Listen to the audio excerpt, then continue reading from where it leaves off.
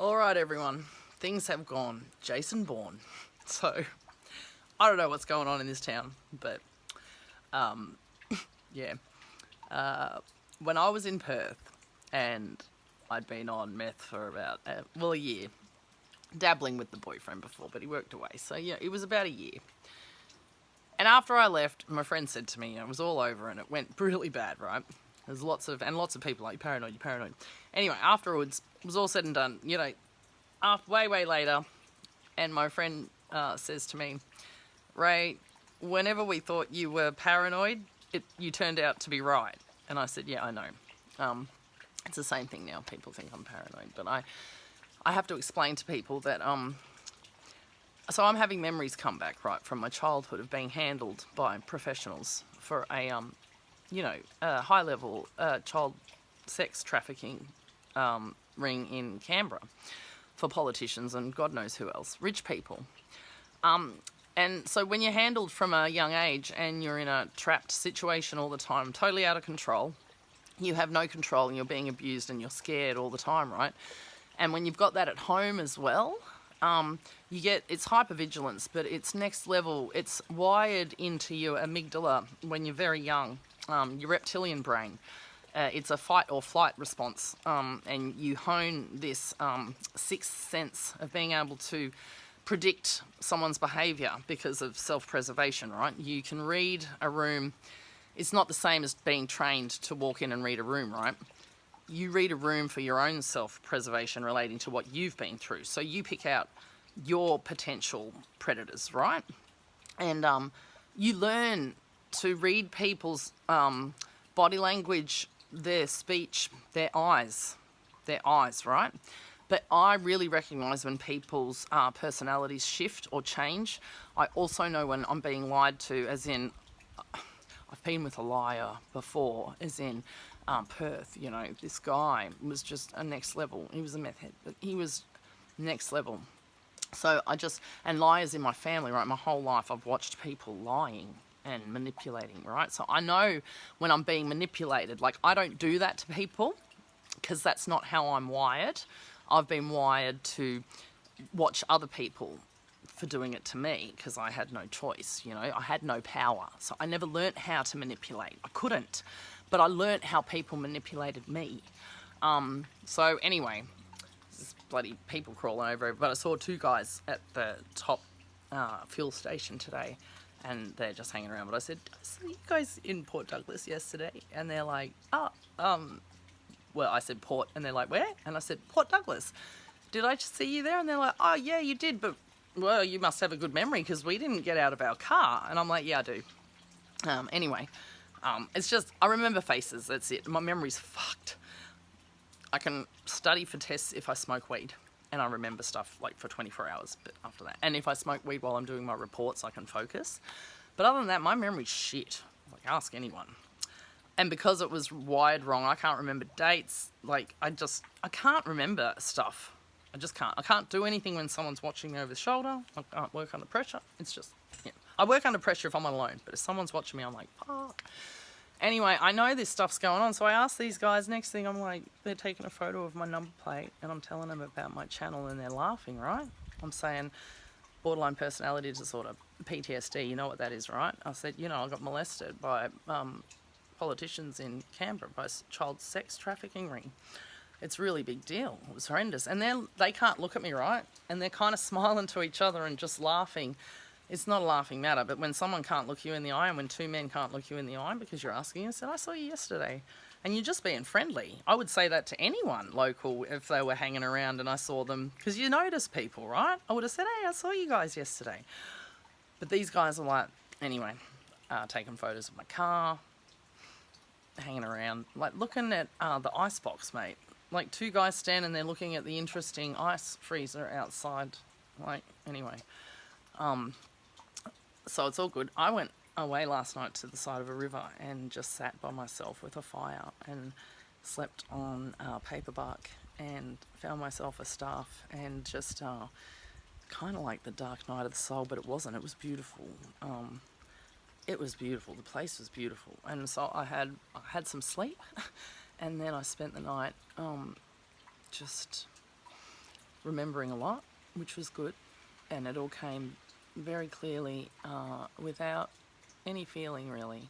Like a little bit of disgust. You get the whole, but that's it. And stuff's flowing now really easily. So I'm remembering what this politician did to me, like squatting over me and then, ejaculating on me with the poo and everything, pillows on the floor, and getting washed off afterwards. It's all kind of very clear now. A lot of other stuff's coming back to me too.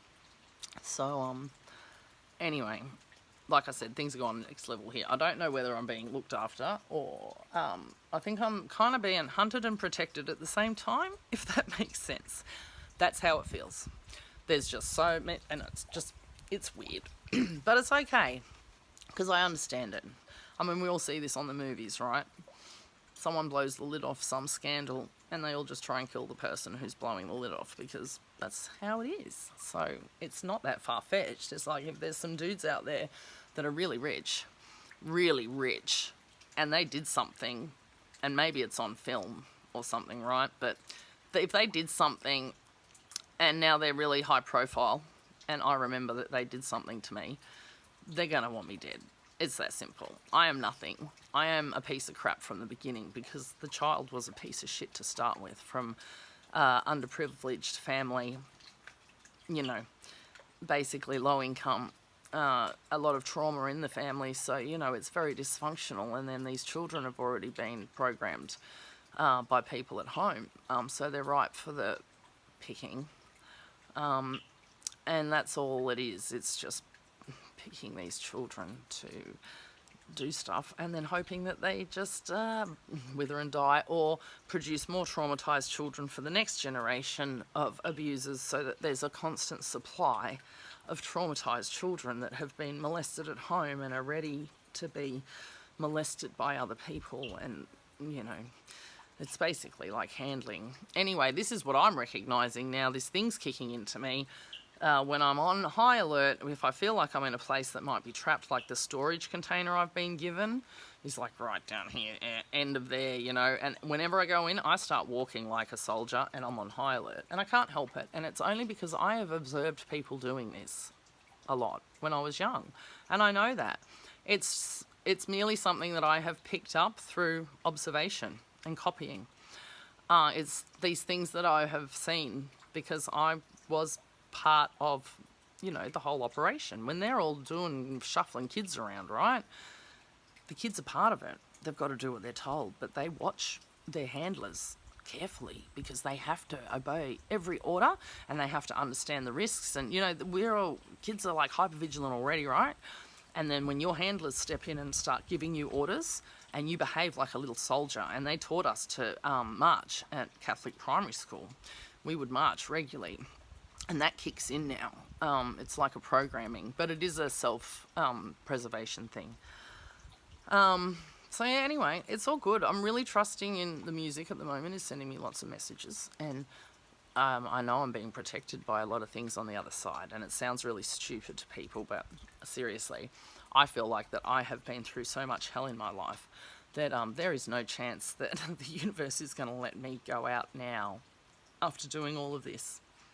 And I also know that I was supposed to come forward and report these things so that, families can have closure, so that people can be vindicated, because there's a lot of people who have made allegations, but because there's no evidence, they can never take it any further. So, these things need to be opened up and looked into seriously. If there's dead bodies out there that I might know about, then those families of those people, women, need to know where they are, or what might have happened, at least, like closure. It's horrible not knowing, and I know that. And that's just, I lost a cat for 3 years, right? And you never stop wondering what happened to them. So I've never had children, but I can only imagine what I can't. As in, to lose a child and not know what happened to them, and to wake up every day and know that that child that you gave birth to and raised is missing, probably dead. Because if it's someone who just was a beautiful person and they just get vanished, that they've gone somewhere bad. So anyway, I'm putting faith in my oldest friends and my most trusted family members, my trusted friends that I've known for a long time, because I've realised that a lot of the people that I've met in the last few years may not be that genuine now. I'm realising that there's people. I've sort of been having a bit of a spiritual awakening 3 years ago, started a Facebook page, started making videos about spiritual things, and I think that somebody might have been gone, oh, this chick's waking up, she's gonna remember, she needs to probably be. And I'm realising now these people that are trying to entice me to do things, go places, meet up, get my new number, know where I'm going. It's just weird. People are like, it's like you're in a really weird situation and you kind of, I've been peeking out. So, and then when people are like, the last thing they say is, oh, so where are you going now? And where will you be tomorrow? And so what's your itinerary? And you're like, it doesn't matter. I'm like really stressing out now and you're supposed to be a friend and you shouldn't be worried about exactly where I'm going. As in, I tell them, I say, I'm just going by the seat of my pants. No plans is best, no itinerary. And it's best if I don't tell anybody where I'm going. If I just do it last minute. That's how I roll anyway, so it's not hard. But I'm telling everyone, I'm just like, yeah, I'll tell you what I'm doing when I'm doing it. And at the moment, the last thing I want to do is let just friends know every day what I'm up to, because I'm on a healing journey with some really hardcore shit and I need some time out. So I've told everybody, I said, I will be back one day and I'll reconnect. But at the moment, I just can't have random people ringing me going, how are you? And texting me, or there for you, you okay? People that I don't even know, right? I'm dealing with this, and the people that I know and are closest to are having a really hard time dealing with it too. So it's not easy. And no, I'm not okay. And the people that love me the most, they're not okay either. This has been horrendously horrible for me and everyone around me. And it is still, like, I'm okay. And I had a counsellor and she got me to draw the drawing and I'll be seeing her again. And she told me I'm okay. I'm dealing with this okay. I know how to do this. People see me in this, and it scares them because everyone's got that inside and we don't let it out. And then when they see me doing it, it scares them and they go, oh my God, that looks so painful and scary. It is painful and scary, but it passes. You got to let it out. And that's all I'm doing, is letting stuff out, and people see me doing it and they go, oh my God, that looks horrible. I wish I could stop it. I don't want to feel that. It's just, I feel it and it passes, and I just need everyone to tell me that I'm going to be okay. No one tells me you're mentally ill, you need help. I'm like, I know that. I know. I've got issues because of trauma. Yes. I need help. I know. I've sought help my whole life. I've seen over 10 different kinds of counsellors and therapists since I was 17, okay? Off my own bat. I know when I need help. I can't get a fucking counsellor. There's no government funding. I had 8 phone calls to Canberra and Queensland Police the other day just to get my report transferred to Canberra. No, you have to call them. You have to get them to contact me. No, they have to contact me. No, they have to send us a form. No, go to Freedom of Information. Oh, no, we'll send it. We can't send it to you. No, I can't call them. It was ridiculous. So I went in and I made a statement and I made a video and it's done. It's done. So it doesn't matter what happens to me now. The ball is rolling. I know that my statements have got something of credibility in them, and then that will link with other witness statements or whatever, and stuff's going to happen. And a song came, Foster the People, Warrant came on that after I'd been to the police station. So I am sure someone's been arrested for something about this stuff. It's real. The stuff I'm remembering is real, and the police know that. And that's why it's taken so long for someone to get back to me. So they finally got my report sent down, and they're going to get somebody from the Special Sexual Crimes, to contact me sometime. They think I'm going to Canberra, but I'm not now. I'm not going anywhere. I'm just doing whatever the frick I want. And I'm not telling anyone what I'm doing. And it's all good. I've got so much help and support from true friends and family up here, my adoptive family. It's fine. And I've got this counsellor in Cairns now that I'm staying here. I'll see her on a regular basis. She got me to draw the picture after my first session. It's good. It's working. It's horrible. It feels bad. It's not nice. It's disgusting. But it's good to get it out, and I'm relieved. And what I'm doing is going to help some people. It's going to help some families. It's going to hopefully stop this from happening. Somebody might be stopped from doing this again. I don't know. Something's got to happen, but it's got to be something good. I didn't go through all of this shit in my life for this to be just not worth anything. I stood up in my family and I told everybody what was happening, and it made a difference when I was 17, and now I'm standing up now and I'm telling everybody something that will make a difference at 47. So there you go. Cycles. It's happening. This stuff is real. So I'm okay. I got people helping me, and I have faith, and I've got my friends flying in, old friends, coming to my aid. And good friends here, my crones and my good family and everything, the close ones. They're all really got my back. And it's all just falling into place. And after my my big spiritual experience last night in the forest, the most magical place in the world, next to the water, it was beautiful. And I am fine. And I have got this. And I know that this is why I am here. I didn't suffer all this torment in my life to do nothing. It was for a reason, and I'm going to make it for a reason, because otherwise it is worth nothing. I'm like, oh yeah, I healed myself. Well done, Rachel. Fuck that. I heal myself and then I help others. That is the goal. We're all supposed to help one another. Heal your shit so that you can help others do the same thing. And be kind. Be kind and love. Just love. But be kind. Kindness is the simplest love, okay? If love makes you don't like the word, be kind, smile, give someone a compliment. If you offend someone, apologise profusely and say and explain, I didn't mean it, I'm sorry. If someone has been hurt and it wasn't a big deal, just say, I'm sorry I did that, I was having a bad day, I fucked up, I didn't know what. People are so forgiving. Just say sorry. If it's for something huge that you did, it has a little apology. Doesn't have to be because it was a big thing. You just say, I really don't want to bring it up and talk about it, but that time when I did that really fucked up thing, I'm sorry. And I just want you to know I'm sorry, and I don't want to talk about it, but I want you to know I'm really sorry. And they'll go, thank you. I know you're sorry. It's okay. And you'll have that. It's good. Get it out. Talk about shit. If something's inside and you've never told anyone, tell someone. Ring a helpline and tell them it's anonymous, but they will encourage you to heal and do the right things to help you get better. Anyway, I'm doing what I can, and I know I'm not going anywhere, and I know I'm protected, and I know that some of these people have my back. And, I've spent my whole life running from being scared of someone, always very scared of someone, somewhere, doing something to me, anytime. So this is nothing new. I actually feel really strong now and really empowered. And this is the first time in my life where I'm not scared. As in, I know that there's something that I need to be aware of and careful, but I'm very strong and I'm just confronting people. It's not embarrassing. I don't care. It's good.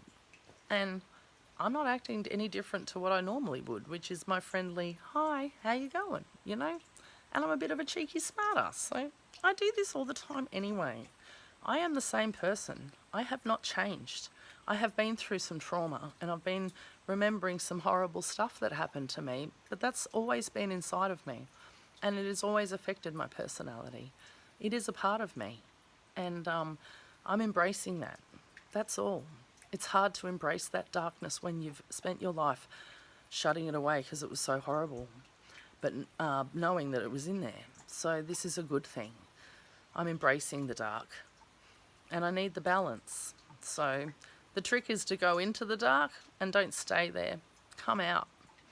Go in there. Don't stay there. Don't spread it. Don't feed it.